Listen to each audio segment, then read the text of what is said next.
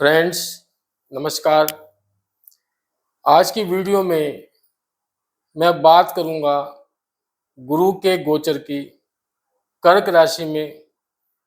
तो फ्रेंड्स, गुरु 2 जून 2026 को सुबह 6:30 पर कर्क राशि में प्रवेश कर रहे हैं। यहाँ पे गुरु उच्च के हो जाएंगे और बहुत शुभ परिणाम देने वाले हैं। और 31 अक्टूबर शाम 7:19 तक वो कर्क राशि में ही रहेंगे उच्च के। उसके बाद वो सिंह राशि में चले जाएंगे। तो फ्रेंड्स, मैंने ये चार्ट बनाया है। आज हम धनु लग्न वालों की बात करने वाले हैं। 9 नंबर है। यदि आपकी कुंडली में 9 नंबर फर्स्ट हाउस में लिखा हुआ है तो आप धनु लग्न के जातक हैं। गुरु आपके अष्टम भाव में यहाँ पे प्रवेश करेंगे।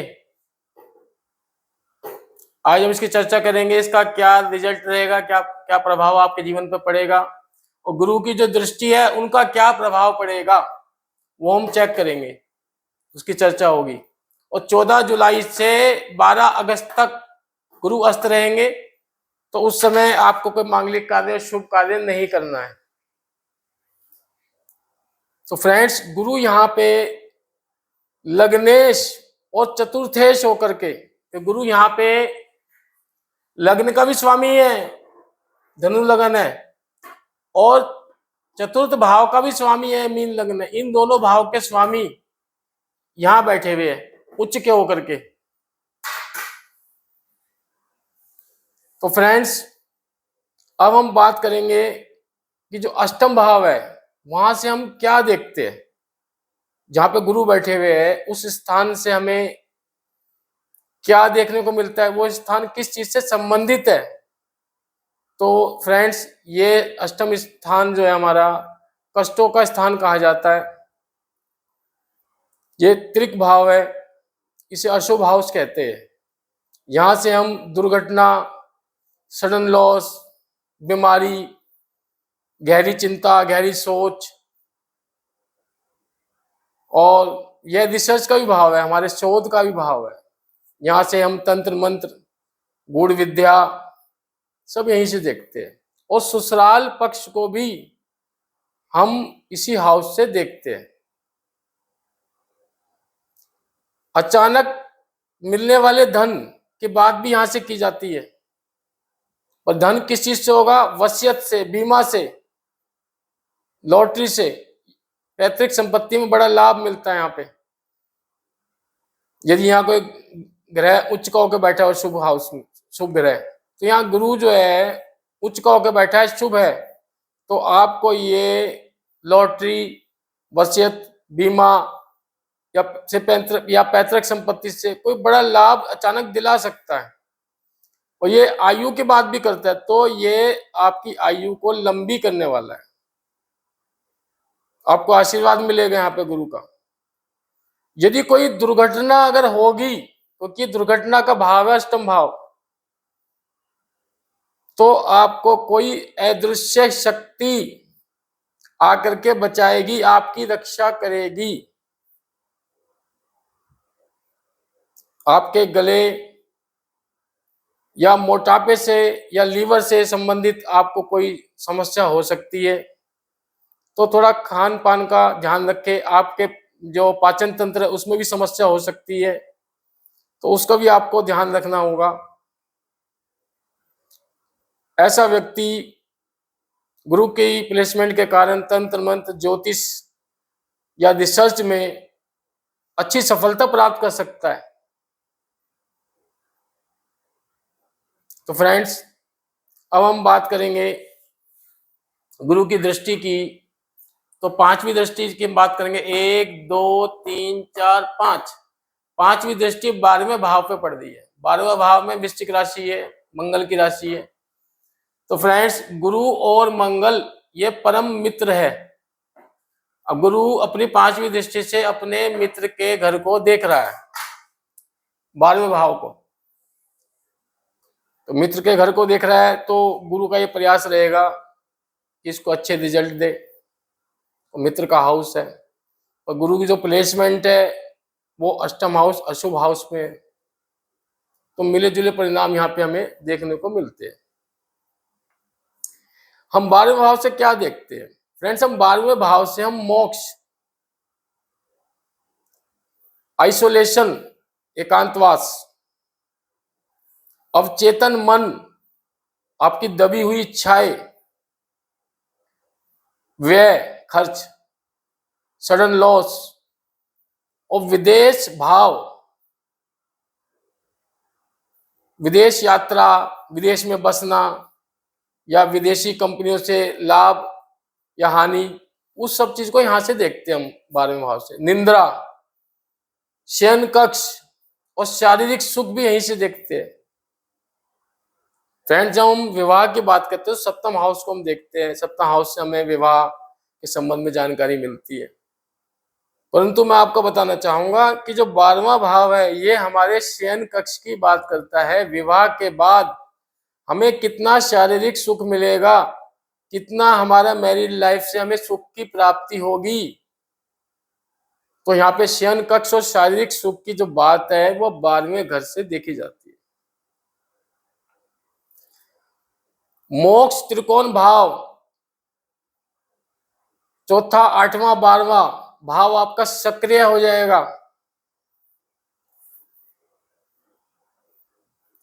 व्यक्ति के भीतर वैराग्य और आध्यात्मिकता की भावना प्रबल हो जाएगी आपकी, क्योंकि मोक्ष की बात करता है, मेडिटेशन की बात करता है 12th हाउस। व्यक्ति को भविष्य में होने वाली घटनाओं का पूर्वाभास होने लगता है, क्योंकि यहाँ गुरु की दृष्टि पड़ रही है, आपकी जो क्षमता है उनमें वृद्धि करेगी। आप यदि कोई सपना देख रहे हैं तो वो भी कई बार सच हो जाते हैं।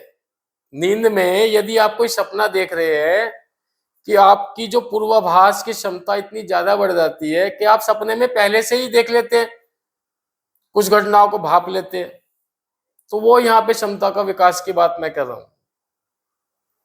व्यक्ति को विदेश से लाभ होने की संभावना है या विदेश में सेटलमेंट होने के आपको बेहतरीन अवसर मिल सकते हैं। और जो फिजूल खर्ची यदि हो रही थी तो उसमें यह गुरु रोक लगाएगा, क्योंकि यहाँ पे फिजूल खर्ची की बात होती है, खर्च की बात हो रही है 12वें भाव में। तो फ्रेंड्स, अब हम बात करेंगे गुरु की 7वीं दृष्टि की। जो 7वीं दृष्टि है इसकी द्वितीय भाव पे पड़ रही है, 2nd हाउस।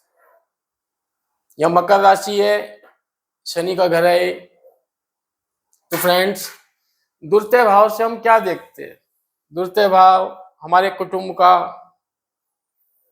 और धन का भाव है, इसे हम धन भाव भी कहते हैं। तो ये हमारे परिवार के बारे में बताता है कि परिवार का रहन सहन हमारा कैसा होगा, परिवार के सदस्यों से हमारे संबंध किस प्रकार के होंगे, पारिवारिक सुख की बात करता है। यहाँ से हमारे खाने पीने की आदतें, किस तरह की हमारी बोली है, ये सब हम 2nd हाउस से हमें मिलता है। प्रारंभिक शिक्षा की बात भी यहीं से होती है। तो फ्रेंड्स, जब यहाँ गुरु की दृष्टि पड़ेगी 7वीं दृष्टि, तो जो परिवार के जो संबंध थे सदस्यों से व्यक्ति के, वो उसमें सुधार होता है, रिश्तों में सुधार होगा, परिवार में सदस्य की वृद्धि हो सकती है, किसी संतान का जन्म हो सकता है, उससे भी वृद्धि होगी परिवार में। और यदि आपका कहीं धन फंसा हुआ था वो आपको वापस मिलने की संभावना है, क्योंकि ये बैंक बैलेंस की बात करता है 2nd हाउस। संचित धन, तो कोई इन्वेस्ट किया हुआ था या कहीं धन फंसा हुआ था वो वापस आ सकता है, बैंक बैलेंस में वृद्धि हो सकती है, आपके आय के स्रोत बढ़ सकते हैं। तो यहां से हम ये देखते हैं। अब हम बात करते हैं इसकी 9वीं दृष्टि की। 7, 8, 9 9वीं दृष्टि चतुर्थ भाव पर पड़ रही है। फ्रेंड्स, यहाँ पे देखो 12 नंबर लिखा है, मीन राशि है, ये गुरु का ही घर है। गुरु उच्च का होके अपने ही घर को देख रहा है, अपनी राशि को देख रहा है। तो यहाँ पे अच्छे परिणाम देगा। तो फ्रेंड्स, चतुर्थ भाव से हम क्या देखते हैं? चतुर्थ भाव बात करते हैं हमारे सुख भाव भी कहते हैं, जैसे माता के सुख की, भूमि भवन वाहन से जो सुख प्राप्त होता है वो हम चतुर्थ भाव से ही देखते हैं। पैतृक संपत्ति भी यहीं से देखा जाता है। तो फ्रेंड्स, ये माता के अगर स्वास्थ्य में कोई अगर अड़चन थी, स्वास्थ्य में कोई परेशानी समस्या थी, तो वो यहाँ पे दूर होती दिखाई दे रही है। और आप कोई भूमि या भवन खरीद सकते हैं, या कोई नई गाड़ी लग्जरी वो आप यहाँ पे ले सकते हैं, इसकी संभावना बन रही है। और उसके सुख में वृद्धि होगी, आपकी जो सुख सुविधाएं थी घर में उसमें वृद्धि हो सकती है। तो फ्रेंड्स, अब हम बात करेंगे कि अगर हम इसका गुरु का शुभ परिणाम में वृद्धि करना चाहे तो किस प्रकार से हम शुभ परिणामों में वृद्धि कर सकते हैं। क्योंकि गुरु आपकी कुंडली में कहाँ बैठा हुआ है ये आप ही जानते हैं। तो फ्रेंड्स, यदि गुरु आपकी कुंडली में शव राशि में बैठा हुआ है, जहाँ पे 9 लिखा है धनु राशि या 12 मीन राशि, वहां पे यदि आपकी कुंडली में गुरु विराजमान है तो वो शव राशि में है। या गुरु आपकी कुंडली में जहाँ 4 लिखा हुआ है कर्क राशि में, वहां पे यदि विराजमान है तो वहां गुरु उच्च का है। तो आप पुखराज रत्न धारण कर सकते हैं, गुरु को स्ट्रॉन्ग कर सकते हैं, मजबूत कर सकते हैं। और मैं इसके उपाय भी बताऊंगा इसके अलावा गुरु को मजबूत करने के लिए। और फ्रेंड्स, यदि आपकी कुंडली में गुरु नीच अवस्था में बैठा हुआ है, मकर राशि में बैठा हुआ है, 10 नंबर लिखा है आपकी कुंडली में कहीं, और गुरु वहां बैठा हुआ है, तो आप ये समझो कि गुरु आपका नीच अवस्था में है। यदि उसका नीच भंग नहीं हो रहा है तो आपको पुखराज रत्न धारण नहीं करना है। उपाय आप कर सकते हैं, दान कर सकते हैं, पूजा कर सकते हैं। तो फ्रेंड्स, आप गाय को वीरवार के दिन बेसन की रोटी या बेसन का लड्डू, चने की दाल या गुड़ खिलाओ, उससे गुरु प्रसन्न होते हैं। और यदि नीच अवस्था में तब भी वो शांत होते हैं। केले के पौधे में आप वीरवार को जल चढ़ाओ, हल्दी और चने की दाल मिश्रित, और उसके नीचे देसी घी का दीपक जलाए। गरीब विद्यार्थियों को पुस्तकों का दान करें। केसर का और हल्दी का तिलक अपने माथे पे लगाओ, उससे भी बहुत फायदा होता है।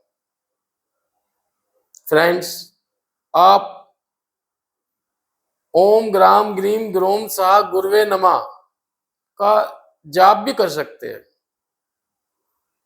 चंदन की माला से या तुलसी की माला से 108 प्रतिदिन जाप करो, उससे भी गुरु आपके ठीक होंगे। तो फ्रेंड्स, मैं आज की क्लास यहीं समाप्त करता हूं और आपसे रिक्वेस्ट करता हूं कि आप मेरी वीडियो को लाइक करें, शेयर करें और मेरे चैनल को सब्सक्राइब करें। नमस्कार।